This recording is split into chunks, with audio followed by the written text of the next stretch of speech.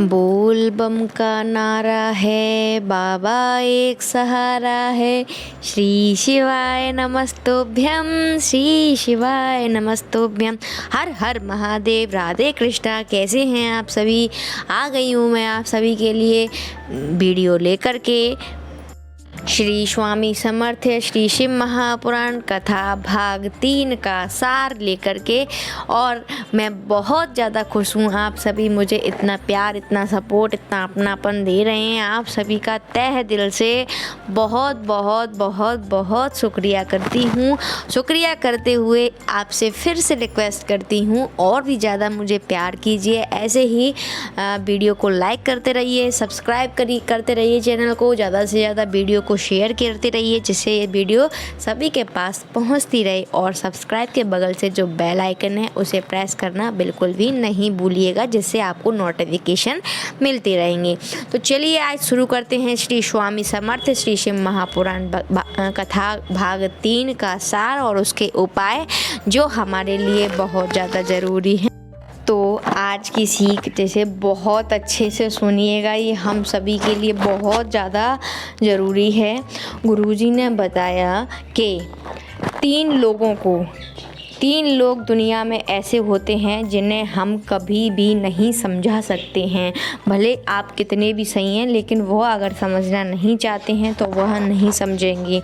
3 लोगों में सबसे पहले आती है अपनी पत्नी, दूसरे नंबर पे आता है पुत्र, और तीसरे नंबर पे आते हैं पड़ोसी। इसका आगे वर्णन मैं पूर्ण रूप से करूँगी, लेकिन उससे पहले कथा के बारे में बात करते हैं। स्वामी समर्थ जी जिनकी कथा चल रही है, उनके बारे में ही ये वर्णन है। इन्हीं के ऊपर गुरुजी ने हमें ये 3 बातें बताई हैं। जो स्वामी समर्थ हैं, ये गुरुजी ने बताया है कि महादेव स्वयं नहीं आते हैं, हम उनको उनका स्वरूप ही मान सकते हैं। वह इस तरह के थे और इस तरह के थे, इसका एक उदाहरण, मतलब जो जीता जागता उदाहरण बोल सकते हैं, वो ये था कि एक दिन स्वामी समर्थ जी के पास सूरदास जी पहुँचे और सूरदास जी ने स्वामी समर्थ से बोला, हे गुरुजी, मैंने सुना है कि आपके पास जो अभिलाषा लेकर के आता है वह पूर्ण होती ही है। क्या यह सत्य है? अगर ऐसा है तो मैं भी अपनी एक मनोकामना पूर्ण कराना चाहता हूँ। तब स्वामी समर्थ जी यह सुन हंसने लगे, मुस्कुराए, और उन्होंने बोला सूरदास जी से, स्वामी समर्थ जी ने बोला कि आप अपने मन में जो अभिलाषा लेकर के आए हैं वह सोच लीजिए। तब सूरदास जी ने बोला कि मैं जो अभिलाषा लेकर के आया हूँ वह मैंने सोच ली है, अब आप मुझे आशीर्वाद दे दीजिए। तब स्वामी समर्थ ने बोला कि आप नारायण का दर्शन प्राप्त करने के लिए आए हैं, एक बार दर्शन करना चाहते हैं तो ऐसा ज़रूर होगा। इस ही जीवन में आपको एक बार नारायण का दर्शन ज़रूर होगा, आपकी आँखों की रोशनी एक बार ज़रूर आएगी। तो ऐसा हुआ कि सूरदास जी एक गड्ढे में गिर गए थे और वहीं से राधा और कृष्णा दोनों निकल के जा रहे थे, और सूरदास जी आवाज़ लगा रहे थे, बचाओ, कोई तो बचाओ। वह राधा को आवाज़ लगा रहे थे, राधा मैया को आवाज़ लगा रहे थे। राधा मैया ने देखा कि कोई मुझे आवाज़ लगा रहा है, तो राधा मैया ने सूरदास जी को गड्ढे में से निकाला, और सूरदास जी ने उसके उपरांत पूछा कि आप कौन हैं। तब राधा मैया ने कुछ नहीं बताया तो सूरदास जी ने उनके पैर पकड़ लिए, और उनके पैरों में जो पैजनियाँ थी वह एक पैजनियाँ सूरदास जी के हाथ में आ गई। अब वह चले गए। अपने धाम जाने के बाद राधा जी को पता चला कि मेरे पैर की एक पैजनियाँ सूरदास के पास रह गई है। तब राधा ने कृष्णा से बोला कि जाओ और मेरी पैरों की पैजनियाँ लेकर के आओ। तब कृष्णा ने बोला कि मैंने तुमसे पहले ही मना किया था कि मत जाओ उसके पास, वह बाहर की आँखों से नहीं देख सकता लेकिन अंदर की आँखों से तो समझ गया था कि तुम कौन हो। राधा ने बोला कि मुझे नहीं पता, मेरी पाँव की पायल लेकर के आओ। कन्हैया गए पायल लेने के लिए। तब सूरदास जी से कन्हैया ने पायल मांगी। तब सूरदास जी ने बोला कि मैं पायल तभी दूंगा जब आप मुझे दर्शन देंगी। तो जब फिर एक क्षण के लिए सूरदास जी की आंखों में रोशनी आई और उनको नारायण का दर्शन हुआ। दर्शन होने के बाद मतलब दर्शन जब हो रहे थे सूरदास को, तब उन्हें स्वामी समर्थ के संवाद याद आए।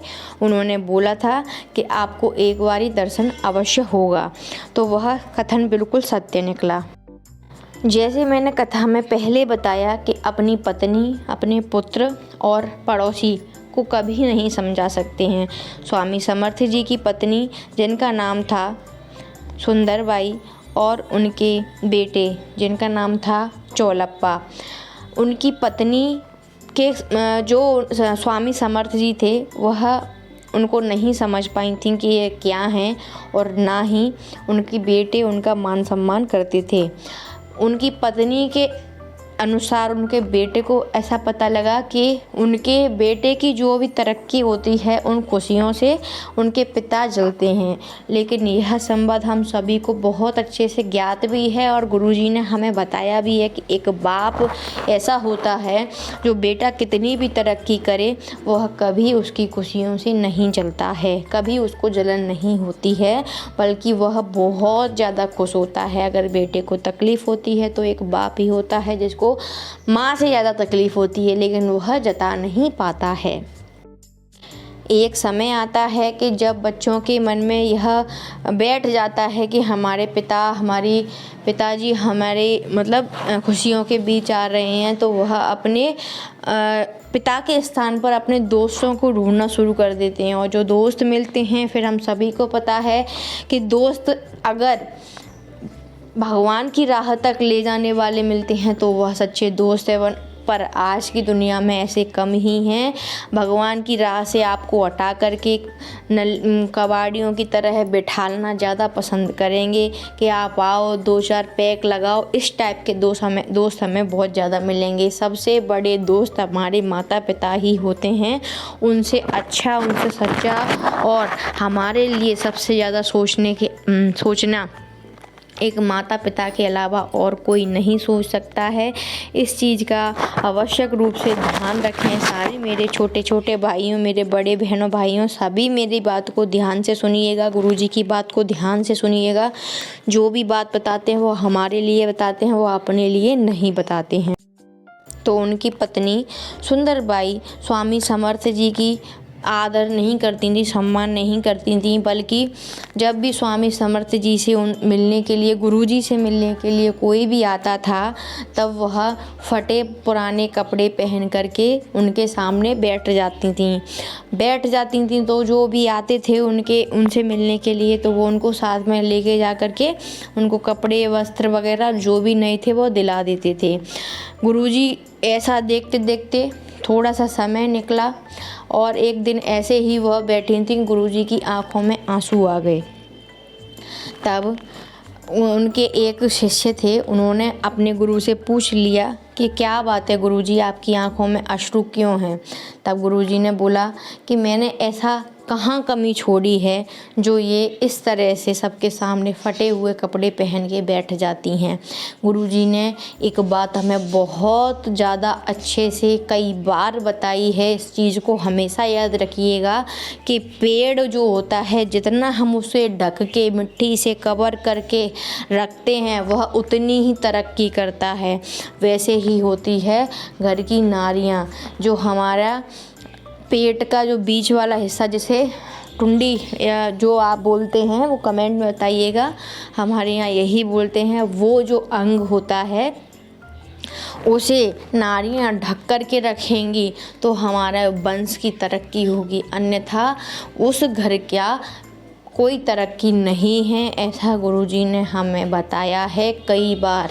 जितनी नारी ढकी रहेगी, संस्कारी रहेगी, उतना ही परिवार आगे बढ़ सकता है। नारी ही अगर सही नहीं है घर की, तो परिवार का कोई भी कुछ उद्धार नहीं हो सकता है। तब स्वामी समर्थ जी की पत्नी नहीं समझी थी कि ये क्या है। उन्होंने तो जो भी स्वामी समर्थ जी से मिलने के लिए आता था, उसको एक धंधा बना लिया था कि फटे हुए कपड़े पहन के बैठना है और उनसे नए नए कपड़े वसूल करना है। ऐसा चलता रहा। 3-4 बार उन्होंने अपने बेटे को समझाया, अपनी पत्नी को समझाया, लेकिन वह नहीं समझी। फिर एक संवाद आता है कि गुरु की अगर दृष्टि भी हम पर पड़ जाती है तो हमारे जीवन का उद्धार हो जाता है। फिर यदि गुरु के चरण हमारे घर पर पड़ें तो फिर समझ लीजिए क्या हो सकता है। लेकिन वह गुरु कोई फर्जी नहीं होना चाहिए कि बहुत सारे गुरु हैं कि मेरी पूजा करो, मेरा पूजन करो, भगवान कोई नहीं है। इस तरह के गुरुओं से बच के ही रहना। जो गुरु आपको सतमार्ग तक ले जा सकें, भगवान की भक्ति तक ले जा सकें, भगवान तक ले जा सकें, भगवान से मिला सकें, ऐसे गुरु के आप जितनी सेवा आपसे बन सकती है वह आपको करनी ही चाहिए। ऐसा ही एक संवाद था कि गुरु नानक देव बैठे थे और कहते हैं ना कि संतों को थोड़ा घूमने का ज़्यादा शौक होता है। तो गुरु नानक देव ने अपने शिष्य मर्दान्या से बोला कि चलो कहीं चलते हैं घूमने के लिए। मर्दान्या ने पूछा कि गुरुजी आप इतनी रात्रि में कहाँ जाएंगे। तब गुरु नानक देव जी ने बोला कि चलो बस कहीं जगह मिलेगी, अपन वहाँ चलेंगे। तो जब वह आगे गए, जाते हुए मर्दान्या को एक झोंपड़ी दिखी और झोंपड़ी देखी तो मर्दान्या ने बोला कि गुरुजी वहाँ पर एक झोंपड़ी दिख रही है। तब गुरु नानक देव ने मर्दान्या को बोला कि जाओ वहाँ पर जो भी रहता है उनको बोल कर के आओ कि गुरु नानक देव आए हैं।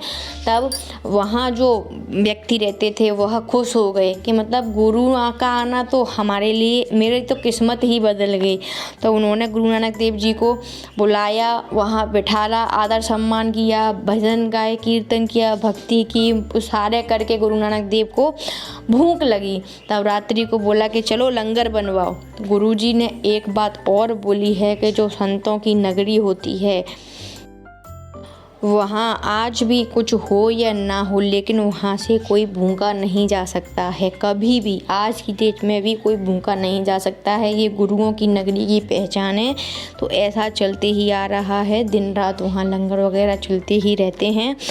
तो गुरु की दृष्टि भी हमारे जीवन को बदल सकती है, लेकिन गुरु चुनना तो सर्वश्रेष्ठ ही चुनना जो आपको एक नई राह तक ले जाएं, ना कि आपकी राह को ख़त्म कर दें। इस चीज़ का विशेष ध्यान रखें। तो इसी के साथ मैं लेती हूँ विदा और उम्मीद करती हूँ आपको ये वीडियो बहुत पसंद आएगी।